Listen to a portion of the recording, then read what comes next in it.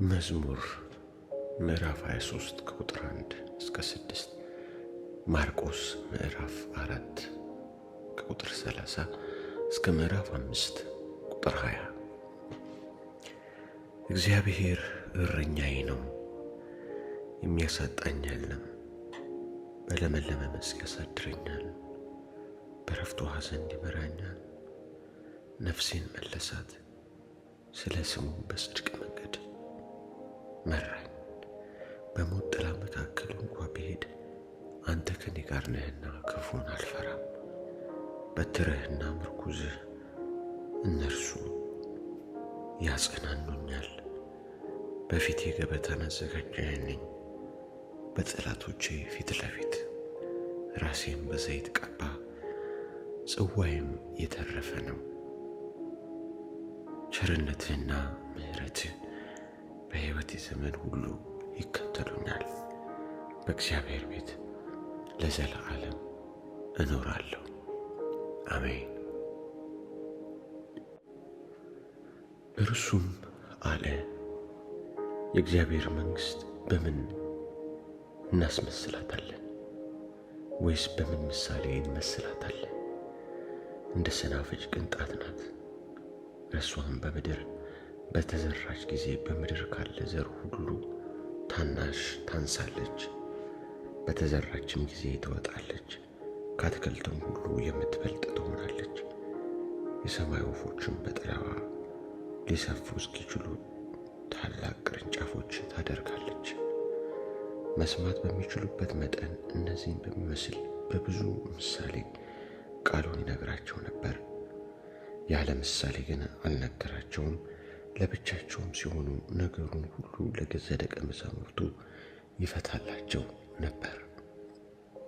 መስማት በሚችሉበት መጠን እነዚህን በሚመስል በብዙ ምሳሌ ቃሉን ይነግራቸው ነበር። ያለ ምሳሌ ግን አልነገራቸውም። ለብቻቸው ሲሆኑ ነገሩን ሁሉ ለገዛ ደቀ መዛሙርቱ ይፈታላቸው ነበር። በዚያም ቀን በመሸ ጊዜ ወደ ማዶ እንሻገር አላቸው።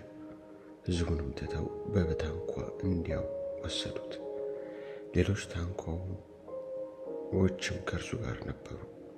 ብርቱ አውሎ ነፋስም ተነሳና ውሃ በታንኳይቱ እስኪሞላ ድረስ ማዕበሉ በታንኳይቱ ይገባ ነበር። እርሱም በስተኋላው ትራስ ተንተርሶ ተኝቶ ነበር። አንቅተውም መምህር ሆይ ስንጠፋ አይገድህምን? አሉት። ነቅቶም ነፋሱን ገሠጸው፣ ባህሩም ዝም አለ።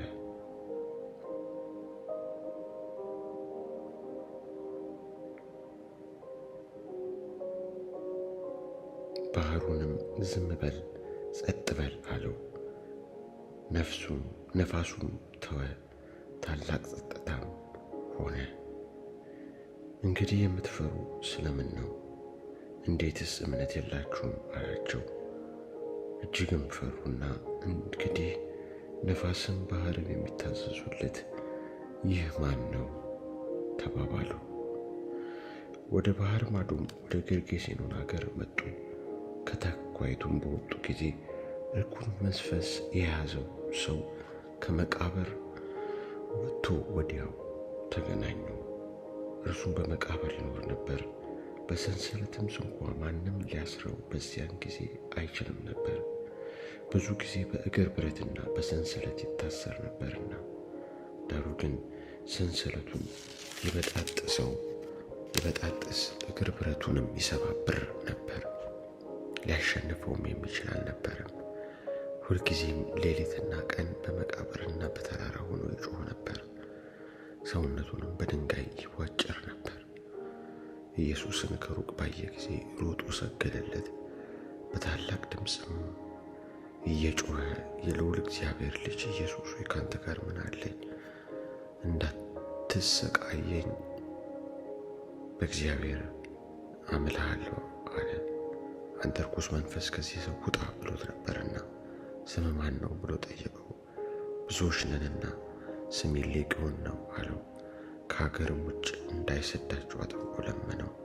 በዚያም በተራራ ጥግ ብዙ የእሪያ መንጋ ይሰማራ ነበር። ወደ እሪያዎቹ እንድንገባ ስደደን ብለው ለመኑት። ኢየሱስም ፈቀደላቸው። ርኩሳን መናፍስቱም ወጥተው ወደ እሪያዎቹ ገቡ። 2000 የሚያህል መንጋ ከአፋፉ ወደ ባህር ተጣደፉና በባህር ሰጠሙ። እረኞቹም ሸሽተው በከተማው በአገሩ አወሩ። ነገሩ ምን እንደሆነ ለማየት መጡ። ወደ ኢየሱስም መጡ።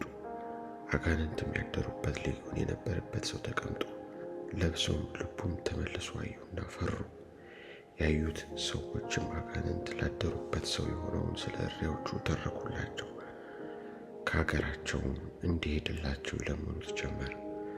ወደ ታንኳይቱም በገባ ጊዜ አጋንንት አድረውበት የነበረ ሰው ከእርሱ ጋር እንዲኖር ለመነው። ኢየሱስም አልፈቀደለትም። ነገር ግን ወደ በቤተሰቦችህ ዘንድ ሄደህ ጌታ እንዴት ያለ ታላቅ ነገር እንዳደረገልህ እንዴትስ እንደማረህ አውራላቸው አለው።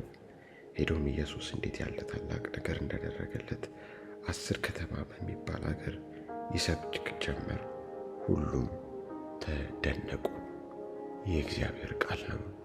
አሜን።